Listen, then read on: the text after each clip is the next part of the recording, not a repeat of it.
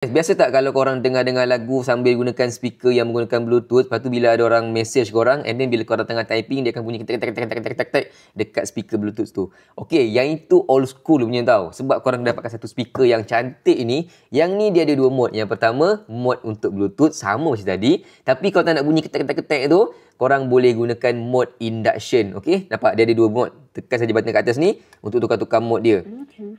Sekarang ni mode Bluetooth. So, tukar balik.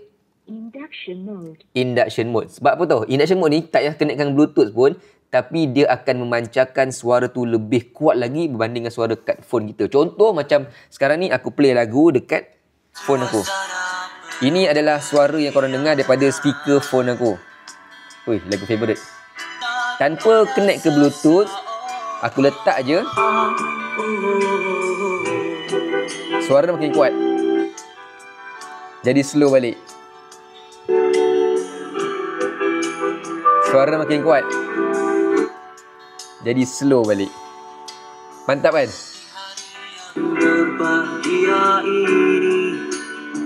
Katalah korang tengah dengar lagu, lepas tu tiba-tiba ada message kan. So korang ambil, korang boleh type message tanpa bunyi ketek-ketek dekat speaker Bluetooth tu. Dan dah habis type message, letak balik untuk bagi suara tu lebih kuat lagi. Yang bestnya induction Bluetooth ni, dia boleh jadikan sebagai stand. Dan kita boleh adjust dia. Dia boleh pusing-pusing 360 darjah. Dan dia boleh letak secara berdiri. So kalau korang nak layan live orang ke, nak dengar lagu ke, nak layan YT ke, boleh je letakkan macam tu. And then boleh dengar lagu.